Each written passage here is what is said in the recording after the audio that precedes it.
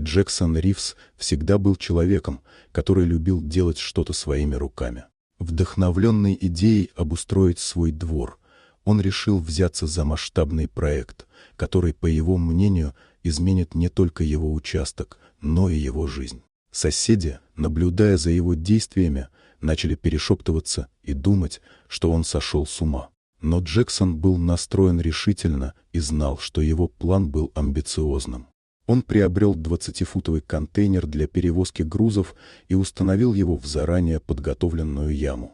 Контейнер был плотно закрыт и установлен на прочную бетонную основу, что придавало ему необходимую устойчивость. Джексон задумал создать подземный бункер, который мог бы служить не только хранилищем, но и безопасным местом для отдыха. Для обеспечения безопасности он установил дренажный насос и вентиляционные отверстия, чтобы избежать накопления влаги и обеспечить приток свежего воздуха.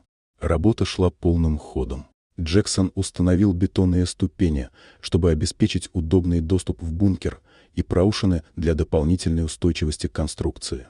Крыша бункера была укреплена металлическими листами, что придавало ей дополнительную прочность. Джексон создал грандиозный вход с арматурой и вентиляционными отверстиями, который выглядел внушительно и привлекал внимание. Он также позаботился о том, чтобы пространство вокруг входа было заполнено качественным грунтом, что придавало всему проекту завершенный вид. Бункер был готов к использованию и мог служить для хранения вина, бурбона и других ценных вещей. Джексон не только вложил много сил в строительство, но и начал делиться своими советами по безопасности и строительству бункера с соседями и друзьями. Он также предложил добавить навес над входом, чтобы защитить его от непогоды. В 2017 году интерес к строительству бункеров в стране значительно возрос. Джексон потратил около $12,5 тысяч на свой проект, что он считал разумным вложением. Он заметил, что многие люди обращаются к специализированным компаниям для строительства бункеров, и это стало настоящим трендом.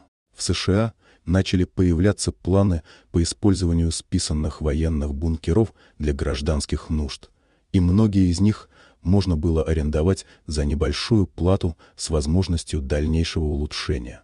Интерес к бункерам рос. Если в 2011 году было продано всего 10 бункеров, то к 2019 году этот показатель значительно увеличился.